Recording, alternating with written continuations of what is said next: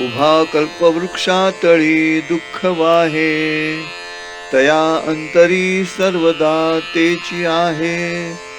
जनी सज्जनी वाद हा वाढवावा, पुढे मागुता शोक जीवी धरावा.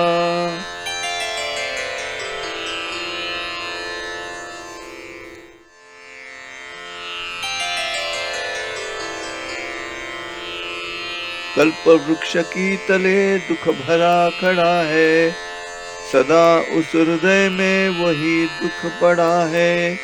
जनों में सदा जो भी संवाद बढ़ाए, करे शोक जो उसमें मन को लगाए.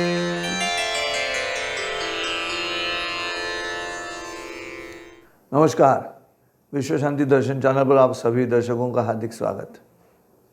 कई दिनों के बाद मैं आपके सामने प्रस्तुत हो रहा हूँ मन के श्लोक, ये जो हमारी सीरीज़ है वो लेकर। कुछ व्यक्तिगत कारणवश मैं आपके सामने ये प्रस्तुति नहीं कर पाया, इसलिए क्षमा प्रार्थी हूँ। और फिर एक बार याद दिलाना चाहता हूँ कि पिछला जो एपिसोड था वो श्लोक क्रमांक था 60, और आज हम फिर शुरू कर रहे हैं श्लोक क्रमांक 61। मन के श्लोक। महाराष्ट्र में समर्थ रामदास जी बड़े संत रहे, उन्होंने मनाते श्लोक नाम का एक श्लोक संग्रह लिखा है। उस संग्रह का हिंदी रूपांतर मैं आपके सामने प्रस्तुत करता हूँ और उसका निरूपण। अब आज का जो श्लोक है उसमें समर्थ रामदास जी क्या कहते हैं वो पहले हम देखते हैं। देखिए, विश्वधर्मी डॉक्टर विश्वनाथ करार जी ने ये चैनल शुरू किया और उनकी संकल्पना से ये बात आपके सामने प्रस्तुत हो रही है।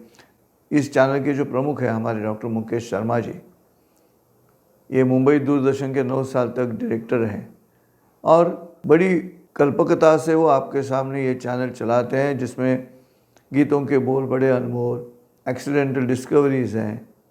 वैसे ये सीरीज़ है मन के श्लोक। आज का श्लोक क्रमांक है 61।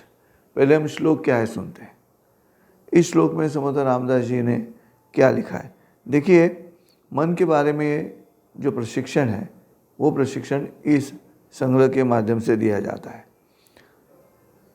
पूरे भारतवर्ष में समर्थ रामदास जी उन्होंने तीर्थ यात्रा की, लेकिन महाराष्ट्र में लोगों के मन में श्री राम के बारे में भक्ति निर्माण हो और उसके साथ ही उनके वैयक्तिक आचरण में शुचिता निर्माण हो, इसीलिए इन्होंने ये मन के श्लोक, मनाते श्लोक, ये श्लोक संग्रह तैयार किया है। आज का श्लोक ऐसा है। कल्पवृक्ष की तले दुख भरा खड़ा है। कहाँ खड़ा है? कल्पवृक्ष की तले दुख भरा खड़ा है, सदा उस हृदय में वही दुख पड़ा है। सदा उस हृदय में वही दुख पड़ा है। जनों में सदा जो भी संवाद बढ़ाए, जनों में सदा जो भी संवाद बढ़ाए, करे शोक जो उसमें मन को लगाए, करे शोक जो उसमें मन को लगाए। क्या कह रहे हैं यहाँ पे? कल्प वृक्ष की तले दुख भरा खड़ा है। देखिए, कल्प वृक्ष एक ऐसा वृक्ष है जिसके तले आप जो इच्छा करोगे उसकी पूर्ति होती है। अब जिसका स्वभाव नकारात्मक है वो अगर कल्प वृक्ष के तले मन में दुख की अपेक्षा करेगा, दुख के बारे में सोचेगा, तो उसको दुख ही मिलने वाला है। ऐसे कथा है कि कोई यात्री उस कल्प वृक्ष के नीचे आके रुक गया और उसे नींद आ रही थी, तो उसने सोचा ये ज़मीन इतनी ख़राब है, इस ज़मीन पे सोने के लिए इतना आसान भी नहीं है और नींद भी नहीं आएगी। अगर अच्छा बिस्तर मिल जाएगा तो कितना आसान होगा। ऐसी इच्छा उसके मन में ऐसी इच्छा उसके मन में प्रकट हुई और वहाँ पे उसे बिस्तर मिल गया। फिर नींद होने के बाद उसने सोचा इतनी अच्छी नींद हुए, बहुत थका हूँ, कुछ पकवान से भरा हुआ खाना मिल जाए तो कितना बढ़िया होगा। तो वो भी उसके सामने आ गया। फिर उसे लगा, अरे ये मैं इच्छा कर रहा हूँ, वो चीज़ मेरे सामने प्रकट हो रही है, कहीं यहाँ कोई भूत तो नहीं है ऐसे कहा तो भूत उसके सामने खड़ा हो गया। अब ये डर गया और भूत की तरफ देख के कहा कि ये मुझे तकलीफ तो नहीं देने वाला। तो भूत ने तकलीफ देना शुरू कर। कहने का मतलब ये रहा कि हम हमारी ज़िंदगी में इसी तरह बार बार अलग अलग सोचते रहते हैं। सुख मिलने के बाद भी दुख की कल्पना करते हैं, और दुख जब हम अपने साथ में ले जा रहे हैं तब मन में रहता है कि मुझे सुख कब मिल जाएगा। समर्थ रामदास जी ने इस श्लोक में यही कहने के लिए श्लोक रचा है कि दुख भरा खड़ा है। कहाँ खड़ा है वो? कल्प वृक्ष के नीचे खड़ा है। तो क्या होगा? उसके मन में दुख ही पड़ा रहेगा। तीसरे चरण में वो कह रहे हैं कि जनों में सदा जो विसंवाद बढ़ाए। विसंवाद का मतलब ये नहीं कि झगड़ा, यहाँ पे विसंवाद का मतलब है नकारात्मक विचार। समाज में जब आप जाते हो, लोगों से मिलते हो, तो उनके साथ बात करते वक्त अगर आप नकारात्मक बात करते रहोगे तो वो विसंवाद बढ़ते जाएगा। एक से वहाँ से यहाँ, एक दूसरे के मन में ये विसंवाद जो है वो चलता रहेगा आगे। हमें सुसंवाद करना है, हमें अच्छी बातें कहनी है। इसलिए संत ज्ञानेश्वर जी ने ज्ञानेश्वरी के पसायदान में बोलते से अर्णव पीयूष से, ऐसा है। बोलते मतलब बात करना, अर्णव यानी समंदर, पीयूष के मतलब अमृत का। तो अपने मुख में अमृत होना चाहिए, सकारात्मक बोलना चाहिए, मीठा बोलना चाहिए, ऐसा मतलब नहीं। यहाँ पे अमृत का मतलब जो चिरंजीव है वो बोलना है। और वो यहीं पे समर्थ रामदास जी कह रहे हैं कि विसंवाद जो बढ़ाएगा उससे क्या होगा? जनों में सदा जो विसंवाद बढ़ाए, करे शोक जो उसमें मन को लगाए। तभी मन उसमें चला जाता है। जैसे आप कर्म करते हो उससे बुद्धि काम करती हो, जैसे बुद्धि काम करती है आपका मन उसी दिशा में यात्रा करता है।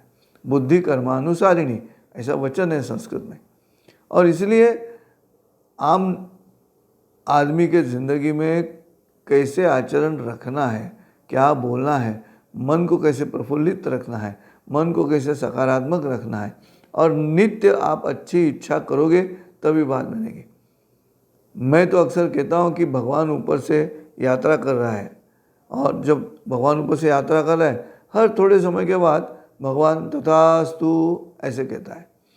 अगर आप जो बात करते हो वो नकारात्मक है, और वो नकारात्मक बात करने के बाद अगर भगवान का तथास्तु कहने का समय आया होगा तो बुरा ही होगा। इसलिए बिना गलत बात किए अगर हम सकारात्मक बात करते हैं बार बार लगातार, उससे क्या होगा? जब भी कभी भगवान ऊपर से तथास्तु कहता है, हमारी बात और उसका तथास्तु एक साथ आ जाएगा। बस यही करना है ज़िंदगी में, और क्या चाहिए। और इसीलिए तो हमारा ये जो चैनल है विश्व शांति दर्शन चैनल, उसमें हम सकारात्मक खबरें देते हैं, सकारात्मक बातें करते हैं। कोई ब्रेकिंग न्यूज़ नहीं रहती, ना दिल का ब्रेकिंग है, ना किसी चीज़ का भ्रष्टाचार का ब्रेकिंग न्यूज़ है। इसलिए ये मन के श्लोक, ये एक अच्छा उपक्रम आपके सामने हम प्रस्तुत कर रहे हैं। देखते रहिएगा विश्व शांति दर्शन चैनल। इस चैनल को आप सब्सक्राइब कीजिएगा और देखिएगा ये अलग अलग सकारात्मक कार्यक्रम। क्यों? समर्थ रामदास जी ने कहा है, कल्प वृक्ष के तले अगर सुख भरा खड़ा है तो फिर उसे सुख ही मिलने वाला है। खैर, रुकते हैं यहाँ पे, मिलते हैं अगले श्लोक के साथ अगले हफ्ते। तब तक के लिए